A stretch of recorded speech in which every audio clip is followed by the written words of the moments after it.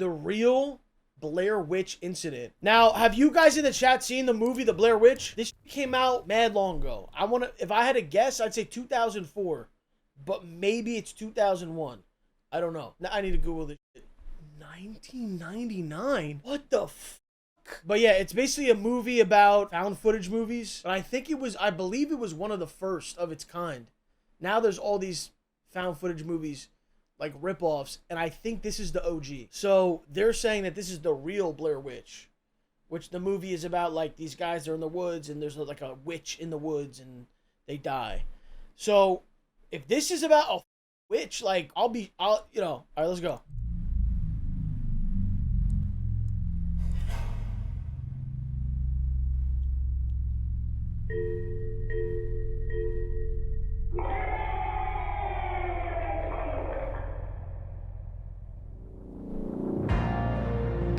Dude, that wasn't, oh my god, bro, nah, I don't think I could do this, bro. I shouldn't have hit that. That wasn't even the video yet. That was just him plugging his podcast, and I got scared.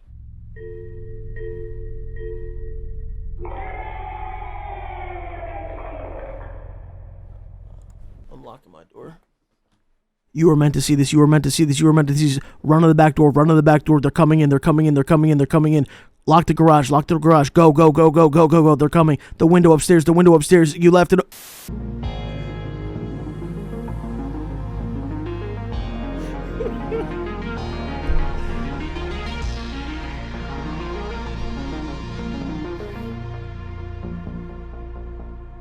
No, the chat is funny as fuck, though. I'm not gonna lie. The chat is so funny. Oh my god.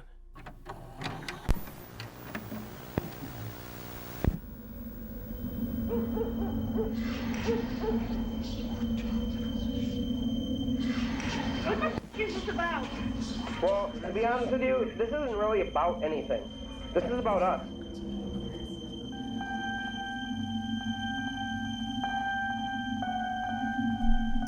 What sentence did I just read? 5 friends in Michigan filmed themselves kidnapping a young woman.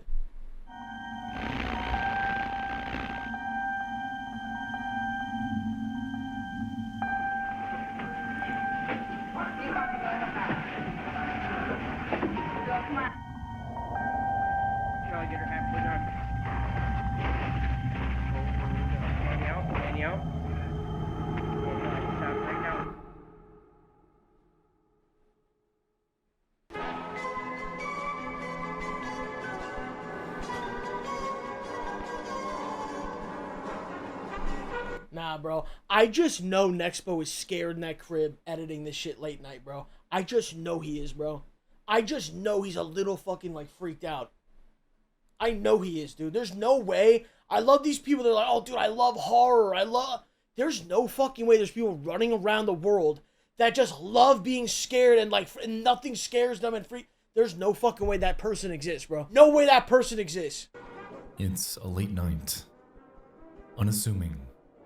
Quiet. The Walton Files blares on your bedroom TV, filling the void of darkness around you. It's peaceful, comfortable even. You scroll through Reddit, searching for something to pass the time. Before, out of nowhere, what he just described doing, I don't think that this is the demographic. I don't think that we're watching some files and then looking up Reddit thing. I don't, like, this sounds like a specific type of person. Actually, I can't even hate on Reddit, bro, because every time I look up something, it lands on a Reddit page. I can't even... Used to, in the back of the day, be able to talk shit because there were people, but... a lone post by an Emerald Spring populates your feed. They're searching for something, some sort of lost documentary called The Real Blair Witch. There seems to be so little information about this documentary out there and absolutely nowhere to watch it. I recall it being on TV, and there's 1 or 2 references to it out there. It has nothing to do with the Blair Witch Project and is more of a true crime documentary. I'd love to see it again, and it's frustrated me for years now not being able to track it down. It must be out there in some archive somewhere, but I'm guessing its lack of availability kind of makes it lost. At first glance, this seems relatively unassuming. Yet another lost media mystery with hardly a lead to go on. Yet the name, the real Blair Witch, shrouds it in this weird tinge of dread. I don't know what it is, but something about the way this is framed, the lack of information, something about this has sparked something. Within their post, Emerald Spring provides a link to its IMDb page, revealing that there's hardly anything to go off of. The page is barren. Just one review, a release year, and director. The only tangible bit of info here is the plot summary. A group of teens from Flint, Michigan film themselves kidnapping and terrorizing a new acquaintance before taking her out to the woods and dumping her in a shallow grave. They then taunt their terrified and blindfolded victim, asking if she had any last requests before they cut her throat. But was the kidnap real or just a game? What's revealed is an extraordinary and disturbing record of a night when something went terribly, terribly wrong. So it's not real? Well, now you've got my attention.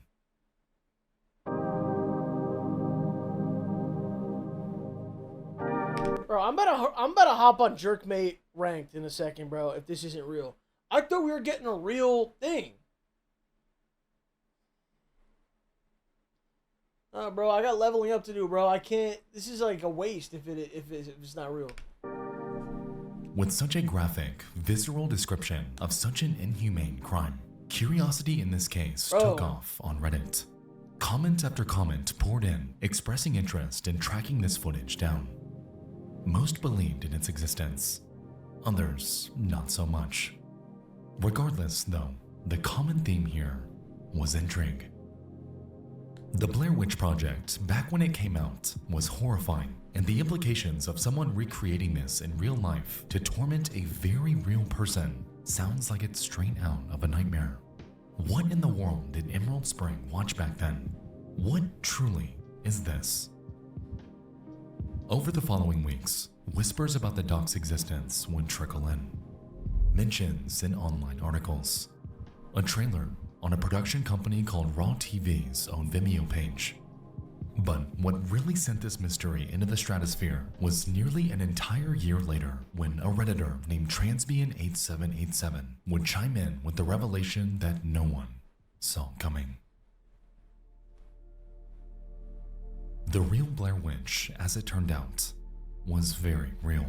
However, once Pandora's box was opened and the internet began to sink their collective teeth into it, it was realized that this story is much, much stranger than anyone had imagined. The real Blair Witch isn't just a film. It's a glance into one of the eeriest, most bizarre incidents that I have ever read about, ensnaring nearly everyone involved.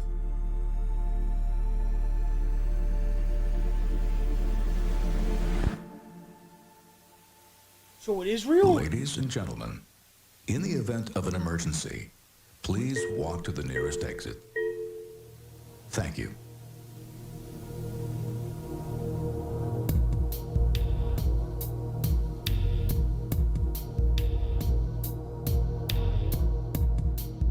When the Blair Witch Project hit theaters in 1999, it didn't just scare audiences, it changed the horror genre. More than just a film, it became a psychological experiment that made people question what was real and what wasn't. The setup was simple. 3 young filmmakers set out to document an old urban legend, only to vanish without a trace. What remained was the footage they left behind. But unlike traditional horror films, this story had no scripted feel, no heart-stopping jump scares, just raw, unfiltered horror. The shaky camera work, improvised dialogue, and eerie silence between panicked breaths all made the movie, as you'd expect, became an overnight sensation, shattering records and opening the door to a completely fresh, realistic, and raw form of terror. However, its impact stretched well beyond the film industry. Suddenly, Horror fans, amateur filmmakers, and thrill seekers were heading into abandoned locations and recording eerie footage. And the internet soon became a breeding ground for low-resolution videos claiming to document real paranormal encounters. Some were easily debunked, others less so. And that's where things began to take a strange turn. Because when an entire generation starts to believe that some of the most terrifying things can be caught on a simple high-8 tape, it's only a matter of time before someone tries to prove it. Buddy, I'm getting fucking shook. Stop saying Zed. Shut up, bro. Alright guys, before we continue, I'd like to tell you about tonight's video sponsor, NordVPN. Alright, so lately I've been traveling quite a bit for my ghost hunting channel, Nick and Ryan, and with this, I've been using public Wi-Fi considerably. You might not know this, but that free Wi-Fi that airport use, it encrypts your online connection, protecting you. Discount on a 2 So Dude, I've tried that NordVPN shit. That shit never works. February 2002. That shit always like breaks my computer. It's a frigid night in the town of Flint, Michigan, and a 19-year-old named Danielle Taylor crosses paths with a 20-year-old Travis Peya, a community college student. I didn't say I don't know how to use a VPN. I use multiple VPNs. I'm saying that one doesn't work. Big dreams of making horror films. Peya shared a house with a man named John Cockrell, another student and self-proclaimed horror fanatic. Their house, it was the spot per se, the hangout for their tight-knit circle, which included a James Carwile, Christina Lum, and Derek Faxlinger. At first, everything seemed mundane within their friend group. Danielle would visit the house a handful of times, and nothing seemed all that out of the ordinary. Just a few weeks later, on the night of March 6th, however, their entire dynamic would, out of nowhere, take a dark turn. By complete surprise, Danielle was restrained, blindfolded, handcuffed, and threatened with murder. And all of it filmed on a single high-8 tape. How could this be?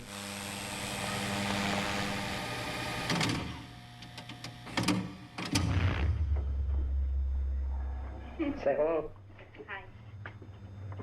Okay, I have a question for you. The video opens inside a dimly lit house, bathed in the eerie green glow that can only be provided by an old-school night vision camera. Danielle stands front and center, seeming a bit annoyed that she's being filmed. Behind the camera is Travis Peya, his voice steady as he asks her a strange question.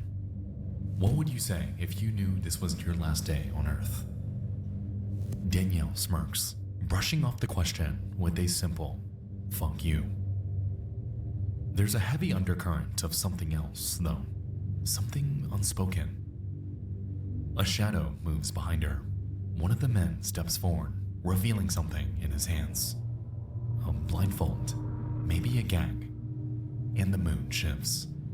Travis prompts Danielle again, this time instructing to say ready, set, go. Sensing something is off, she refuses. Someone's behind her. Something is up here. She turns. Yet before she can react, multiple hands grab at her. She barely has time to respond before she's wrestled to the ground. Bro, that doesn't look like acting to me, bro. That doesn't look like acting to me. She fights briefly, but it doesn't take long for her to realize she isn't getting away. Whatever this is, it's happening. The scene cuts.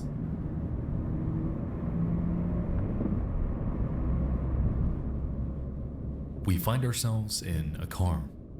The lighting is bad. Again, night vision. Danielle sits in the back seat, blindfolded, scared out of her mind. She's stiff, her face only showing fear. Christina Lum, the only other woman to appear in the video, is driving. She doesn't say much, just keeps her eyes on the road. At first, the guys verbally taunt her. but there's this edge to it. And then we see it. One of them, Jonathan Cockrell, has a knife, and it's pressed right up against her. They start asking her questions. Did you have a good life? Say your last words to your family. If you could go back in time and change anything, would you? Danielle hesitates. She tells her mom she loves her. She says she's sorry for everything. She tells those in the car with her that she has nothing to say to them. Nothing she says will be right anyway. No one reassures her. No one tells her it's okay. And the video cuts again. Deep in the heart of the forest, the camera follows as James carries Danielle over his shoulder. The group moves with a sense of purpose, heading straight for a spot they've already prepared. A shallow grave, barely 2 or 3 feet deep. They set her down before explaining what's coming next. They're going to cut her before burying her alive and leaving her to die. Travis stands over the pit, knife in hand. The blindfold that had been covering Danielle's eyes is pulled down around her neck, and she doesn't say a word. Dude.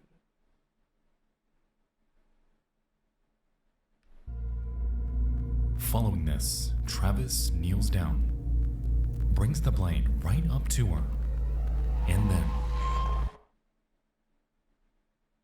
nothing.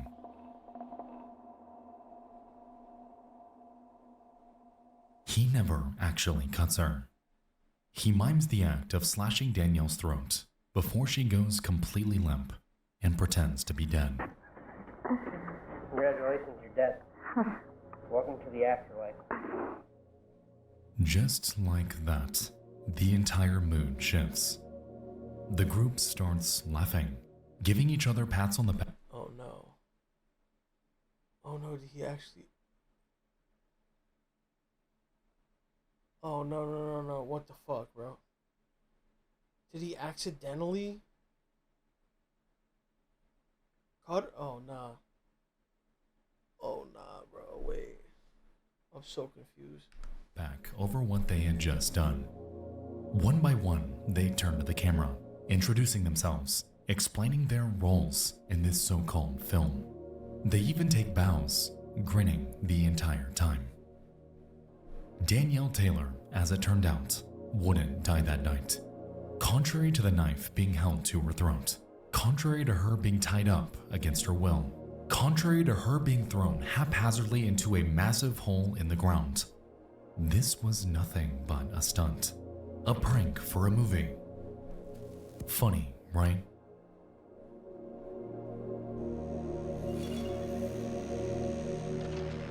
Halting the recording, the group unties her, harping on just how realistic, how entertaining her reaction was. Surely, this will seem visceral enough to make it to film.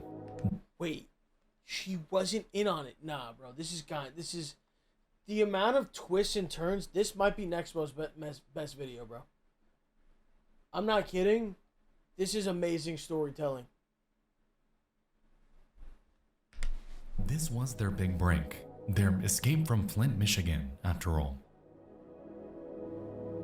For Danielle, though, she was far from fine. Just a few minutes before, she thought she was dying. She had nothing to laugh about here because the entire joke was solely on her. I can't remember the name. Oh my god, I was right, bro.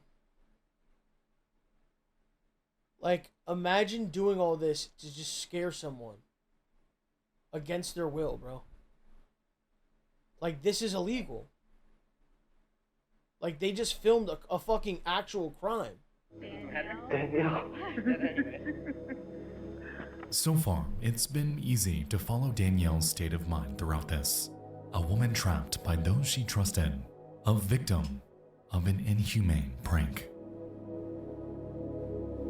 However, that's where our central problem begins. Because was this really? Was this all nothing but a sick joke? That is the question that soon becomes the heart of this entire incident. And the answer depends on who you believe.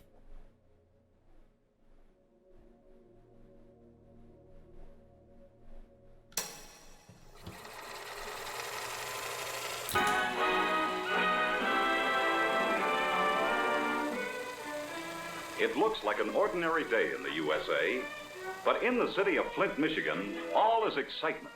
Even the small fry are buzzing. And the older boys and girls are let out of school. All this... Yo, I live there. Randy, how's the water situation over there, bro? I know it's bad. Is everything, like, back to normal now, or is it still fucked up? Alright, Los, fuck you. I was genuinely asking a question, bro. Why it fuck me? Randy. Randy, where'd you go, bro? Oh, God, he drank the water, bro. Fuck. No, I'm joking. Randy, where are you, bro? It's dirty? Really? Why can't this get fixed? Dude, they've been talking about this for years. Like, not just like a couple years. Like, this is before COVID. They don't care. How can I help at all or no? Can I do something, or is there a team? Can I, like, donate water? Like, is there a website where I can, like, buy water? It's hard to filter it. It's that fucked up. Damn. Wasn't this all because of some company did something or something happened with the... I want to look into this. I'm going to look into this. I'm going to donate a large amount of water. A large amount. Like, over 10,000. That's got to be... That's got to be a lot of waters, bro. This is a day. The whole town's a bustle. Yes, sirree, there's going to be a parade, too. And what's a parade without festive bunting and gala decorations? The city of Flint, Michigan is undoubtedly one of desolation. It's a place once bustling, lively. First of all, this comment right here pinned. What do you mean? What did I say that's confusing? At any point in the last 5 minutes. To evoke this reaction. Full of opportunity. Yet today, it stands as nothing but a shell of what it once was. When the automotive industry backed away, it left a void of broken dreams, families with shattered aspirations. It's depressing that something like this can... Wait, he responded. Some straight bullshit. You can't donate water, dickhead. Yeah, you can. It's called you could donate water bottles. What the fuck are you talking about? Did you think I meant like, oh, I'm gonna go fill up a bucket? Yo, nah, bro. What the fuck is this? Nah, there's no way, bro. So how are you finna get 10K bottles to Flint? You can barely move your own body. How the bruh, how did me saying I want to donate $10,000 worth of water to help the people of Flint, Michigan turn into you can't even move? Look, what did I do? I did nothing to deserve that. That's so... Nah, bro. I'm playing the rest of this video, bro. Actually happened to those who had no hand in the matter at all. Like we established, the Blair Witch Project shattered the world, sending audiences into a frenzy and inspiring loads of those with nothing but a camera to create something horrifying.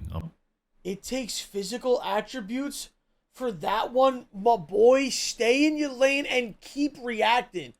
Yo, what the fuck? Why am I getting fucking, like, what the fuck is this? Why the fuck am I getting cooked for no reason? Like, yo, you're the one who thinks that I have to carry the water bottles in. Tell me to stay in my lane. You think I'm gonna have to walk it into Flint myself. Physical attributes. But I'm getting cooked. Fuck this shit, bro. Of their very own. The entire group maintains that they all had hopes, dreams to get out of Flint and to make something of themselves. And while they could have chosen a This is big boy shit. Yeah, matter of fact, I'm pinning that shit, bro. This is big boy shit, okay? We're talking about some big boy shit over here, not this little boy shit. Myriad of ways to do that. The film industry, for once in its near century-long history, felt like something attainable, a vehicle to a complete... What the fuck is it? Yo, hold on, bro. Hold on a second, bro. New life.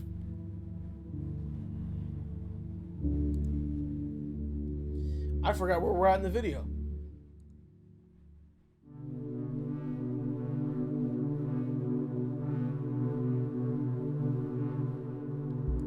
You're gonna wake my neighbors up. Stop talking. What fucking volume do you have me on? Dude, fucking lower your TV or like, the fuck are you doing? In the No, bro, following I'm not days, gonna just like be Danielle quiet Taylor, because of this guy. learning from the incident on March 6th, would revisit the Peya home. It was done on invitation, a night for all of them to rewatch their masterpiece. Yet for Danielle, she had other plans. If you scream and you fight, we put a gag in your mouth and throw you in the trunk. If you relax and accept death and what's coming to you. After the tape ran its course, she secretly swiped it, replaced it with another, and after the events of that night had wound down, she set out to report the entire group to law enforcement. Within a week, the lives of Jonathan Cockrell, Travis Peya, Christina Lum, James Carwile, and Derek Faxlinger, everyone involved in perpetrating this stunt, would change. They were all arrested, finding themselves awaiting trial on kidnapping and assault charges, and facing anywhere from 7 years to life in prison under Michigan law. Contrary to their claims of simply aspiring to create a horror movie, Danielle Taylor maintained that she had no idea about any of this. To her, this was all very real, and given our glance at the footage, it's easy to empathize with her. Interestingly though, support for her wouldn't be unanimous, as once testimonies came out and the footage was given a second look, cracks in the facade began to show. Danielle, at numerous points throughout the footage, does things that make no sense.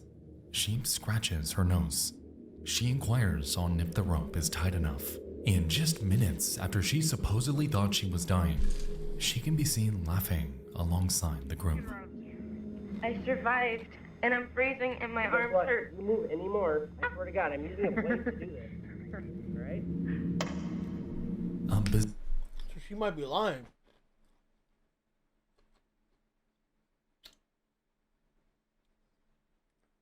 Okay, Nexpo, this is your best video. Bizarre reaction, especially considering the circumstances. Even still, a Lapeer County prosecutor named Brian Concha spoke to the media on Danielle's behalf, maintaining his belief that she did not know that any of it was staged until the end. The prank was intended by the participants, but the last party, the victim, was not in on it. Conversely, attorneys representing the accused said the tape shows that Danielle, in fact, did know that it was a movie, citing the fact that she never begged the group not to kill her, appeared to smile after the gig was up, and had not once told them to stop. She pretends to play dead for about a minute, one said. If she truly thought she was going to be buried alive, she would have struggled. As we can see, all we have here... I don't think you could argue those things because low-key, like, you don't know how someone's going to react in something like that. She might have accepted it and just been like, no, I'm going to die, that's it. And didn't even, you know what I mean? She didn't freak out. She might have been in complete shock. You can't say, this is not a good argument. ...is a he said, she said situation. No one here ever knew the answer on if she were acting in this stunt. Not the prosecutors, not their lawyers, no one but Danielle Taylor. If she was in on it, why would she make up this story? There's no reason. You let this, you know, like if she was in on it and they all want to make a movie, put out the movie and you know. But what is suing these guys gonna do?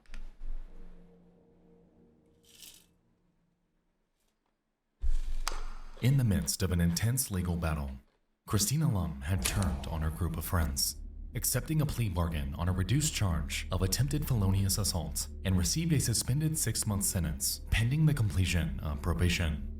Derek Faxlinger was ordered to pay a $200 fine.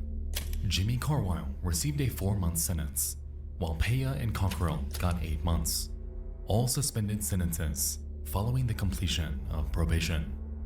All of them inevitably served their time and got out. However, in the end, another affliction entirely would befall them.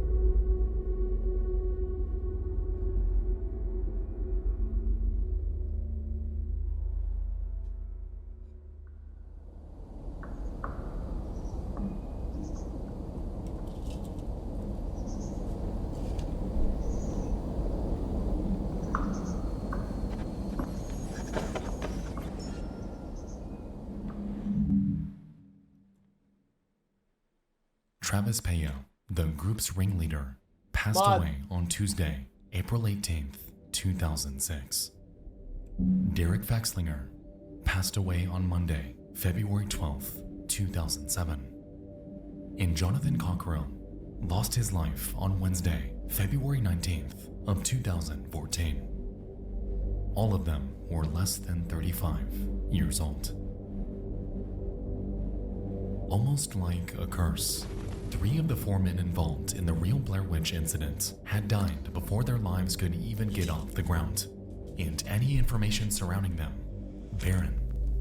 All that seemed to exist was hearsay, notably on the website My Death Space, in which Travis Peya's cause of death was speculated to have been caused by drug use. Furthermore, mentions of Derek Faxlinger come up in reference to an MLive article, which states that he passed away from an epileptic seizure and had his organs donated to those in need. Even still, though, nothing definitive on whether this came from the fallout of the real Blair Witch ever came up. Onlookers then were just as conflicted, just as confused as all of us today.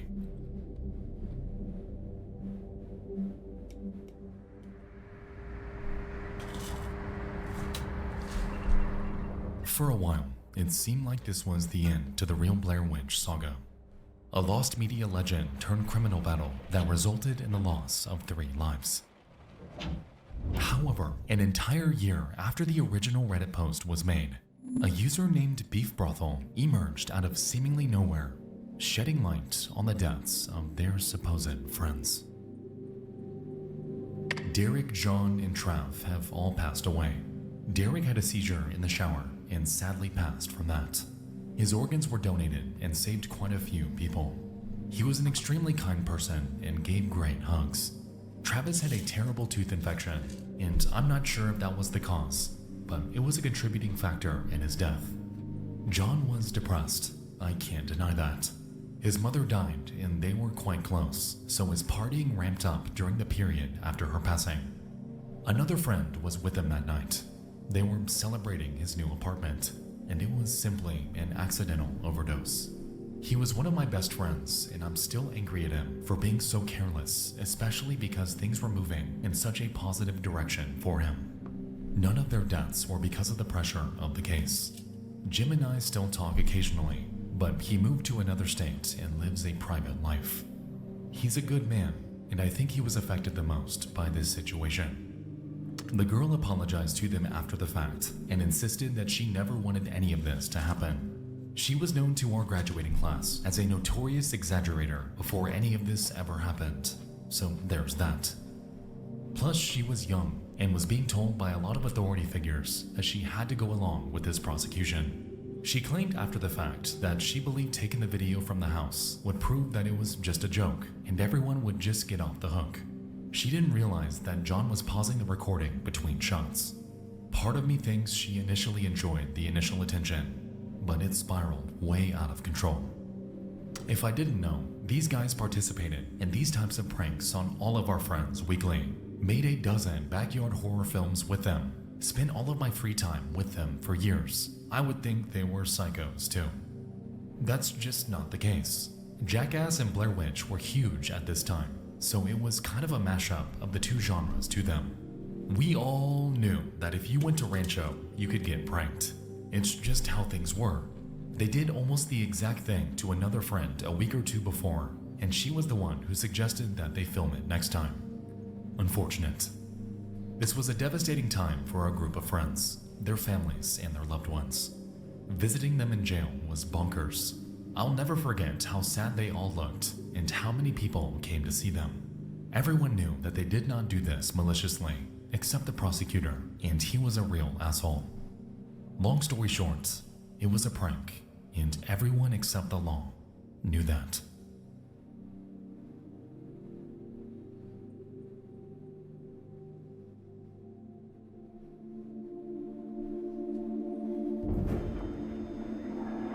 Say hello. Hi. Okay, I have a question for you. You just said hi. But if you had one thing to say, if this was your last day on Earth, what would it be? Fuck you. Why fuck The real Blair Witch incident is a bizarre, unsettling chapter in the history of lost media. A story that serves as both a reflection of our deepest fears and a reminder of the human capacity for cruelty. How far would you go for a Great chance video. to escape a place in which you have no Great future? vid. Was Danielle in on things, or was she truly terrified for her life that night? I've always said that lost media, by nature, carries this enduring sense of mystery, and in my opinion, this one is no different. It is, and always will be, eerie, a look into the lives of intensely conflicted individuals. But if there's one thing to take away from all of this, it's that we may likely never, ever get our hands on the full original tape in its entirety. The story of Danielle Taylor will forever live on through the lens of news reports and documentaries. And in its wake, an unsolvable question. Did she truly know? Perhaps we never will. A lost media mystery that may never find. My question is, why would she make this up? What do you gain from making this up? Some people said clout, some people said money. If they didn't have money, those people, then that makes no sense. And the clout, how are you gonna get, like, what kind of clout? This is like psychotic, bro. I think she really got kidnapped, bro. I really think she got kidnapped.